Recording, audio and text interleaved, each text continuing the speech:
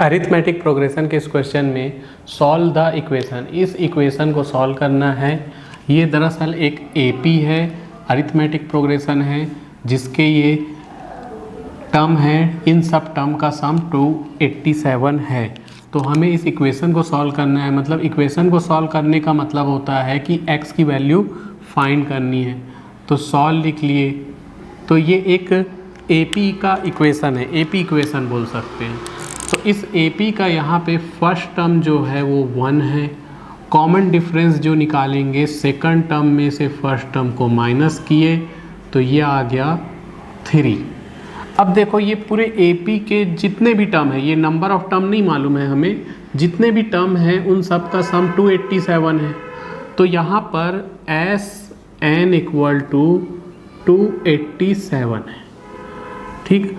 और L equal to x है, तो L को बाद में लिख लेंगे, अभी L लिखने की ज़रूरत नहीं है, ठीक। तो यहाँ पे मैं फॉर्मूला यूज़ करूँगा। फॉर्मूला होता है एस एन का, S N equal to n by 2a plus n-1d। तो एस एन के जगह लिख दो 287 इक्वल टू n के जगह n तो निकालना है, n बाई 2a की वैल्यू रख सकते हैं, a की वैल्यू कितना है 1 है, प्लस n-1d की वैल्यू रख सकते हैं 3। 2 इस तरफ आएगा तो 2 का 287 से मल्टीप्लाई हो जाएगा, 287 इंटू 2, इधर n ब्रैकेट में 2 इंटू 1 हो जाएगा 2, 3 अंदर आया तो 3n-3, ये मल्टीप्लाई करेंगे तो 4 कैरी 1 गया, 7 फिर कैरी 1 गया, तो ये हो जाएगा 574। फिर से देख ले, 2 का 7 से मल्टीप्लाई की, 14 का 4 कैरी 1 गया, 2 का 8 से मल्टीप्लाई की, 16 प्लस 1 17 कैरी 1 गया, 2 का 2 से 4 प्लस 1 5। और यहाँ पर ये n अंदर जाएगा तो n अभी रहने दो, ये 3n 2 माइनस 3 हो जाएगा -1। तो 574 equal to 3n square minus n। अब 574 को उस तरफ ट्रांसफ़र कर लेंगे तो इधर बचेगा 0 equal to 3n square minus n तो है ही -574। तो ये बन चुका है क्वाड्रेटिक इक्वेशन। इस क्वाड्रेटिक इक्वेशन को सॉल्व करके हमें n की वैल्यू निकालनी है। तो ये क्वेश्चन आसान नहीं है, ठीक, आसान नहीं है तो कोई बात नहीं, जितना टफ है हम बना लेंगे। तो हमें अब इस क्वाड्रेटिक इक्वेशन को सॉल्व करना है। तो ये क्वाड्रेटिक इक्वेशन को इस तरफ लिख देते हैं। क्वाड्रेटिक इक्वेशन है 3n square minus n minus 574 equal to 0। तो इस क्वाड्रेटिक इक्वेशन को सॉल्व करने के दो मेथड हैं, एक तो मिडिल टर्म स्प्लिटिंग मेथड और दूसरा है फॉर्मूला मेथड। तो यहाँ हम फार्मूला मेथड यूज़ करेंगे। फार्मूला मेथड यूज़ करने के लिए a की वैल्यू है यहाँ 3, b की वैल्यू है -1 और c की वैल्यू है -574। तो यहाँ पे फार्मूला मेथड इजी पड़ेगा, जो इजी पड़ेगा हम उससे बनाएंगे, हम टफ में नहीं जाएंगे। तो फार्मूला होता है x equal to -b plus minus under root b square minus 4ac upon में 2a, ये फार्मूला होता है। तो इस फार्मूले में वैल्यू पुटअप कर दो। x के जगह है n, तो n equal to minus b के जगह है -1 plus minus under root b के जगह है -1 का स्क्वायर -4, a की वैल्यू है 3, c की वैल्यू है -574 अपॉन में 2 इंटू a की वैल्यू तो 1 है, तो n इक्वल टू माइनस अंदर जाएगा, इसका इंटू हुआ तो 1 बन जाएगा, प्लस माइनस अंडर रूट -1 का स्क्वायर 1 और ये माइनस माइनस हो जाएगा प्लस, ये हो जाएगा 12 इंटू 574 अपॉन में 2 वैसे ही रहने वाला है। तो n equal to 1 plus minus under root 1 plus ये 12 का मल्टीप्लाई करेंगे, 12 का जब 4 से मल्टीप्लाई करेंगे, 12 4 जा 48 कैरी 4 गया, फिर 12 7 जा 84 होता है, 84 प्लस 4 88, कैरी 8 गया, 12 5 जा 60, 60 प्लस 8 68। कुछ बच्चों को ये मल्टीप्लाई समझ में नहीं आया होगा तो मैं इधर लिख के समझा देता हूँ। 574 इंटू 12, 12 4 जा 48 का 4 कैरी 48 का 8 कैरी 4 गया, फिर 12 7 जा 84, 84 प्लस 4 88 का 8 कैरी 8 गया, 12 5 जा 60, 60 प्लस 8 68।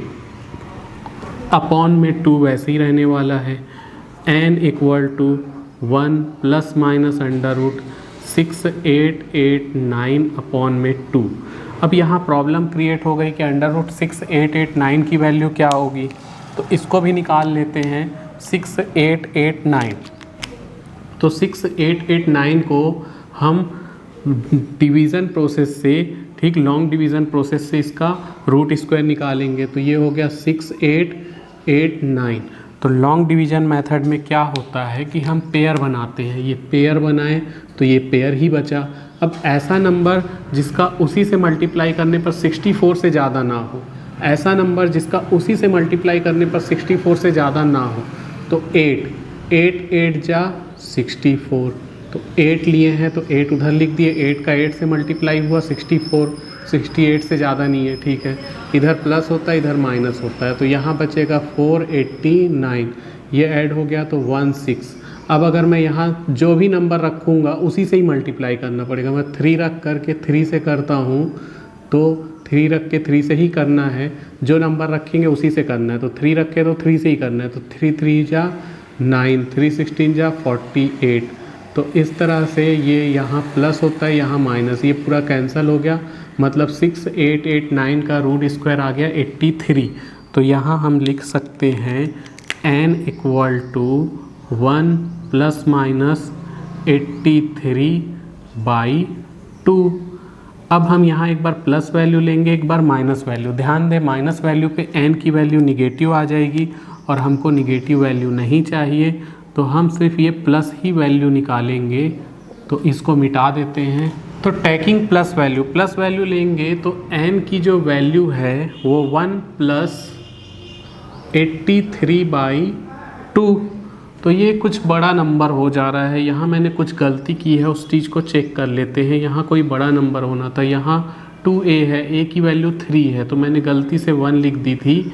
a की वैल्यू 3 होने से ये हो जाएगा 6, यहाँ भी 6, यहाँ भी 6, यहाँ भी 6। तो गलतियाँ होती है, और गलतियाँ हुई है तो तुमको आगे कुछ पता भी चल जाता है कि कुछ गलती हो रही है, तो तुम उस गलती को सुधार सकते हो।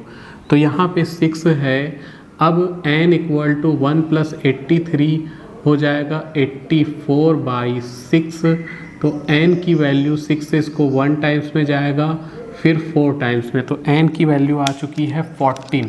अब मैंने शुरू में बोला था कि हम l इक्वल टू x है, लेकिन लिखे नहीं थे, यहाँ लिख लेते हैं l इक्वल टू x, और l का फॉर्मूला होता है l equal to a plus n minus 1 l का फॉर्मूला है। इस फॉर्मूले में हम वैल्यू रख देते हैं, तो l के जगह x रख देंगे, x की वैल्यू ही निकालनी है। इक्वेशन सॉल्व करना मतलब x की वैल्यू निकालनी है। a की वैल्यू कितना है 1, प्लस n की वैल्यू अभी निकाले 14 माइनस 1, और d की वैल्यू कितना है 3, d की वैल्यू ये 3 है। तो x इक्वल टू 1 प्लस 14 में से 1 गया 13 इंटू 3, तो x की वैल्यू 1 प्लस, इसका इससे इंटू करेंगे। कुछ बच्चे इसको ऐड कर देते हैं, ऐसी गलती मत करना, पहले मल्टीप्लाई और डिवाइड होता है उसके बाद प्लस माइनस करते, तो ये पहले मल्टीप्लाई कर देते हैं 39, तो x इक्वल टू 40। तो इक्वेशन सॉल्व करना था हमें, x की वैल्यू फाइंड करनी थी, x की वैल्यू आ चुकी है, x की वैल्यू है 40। This is answer.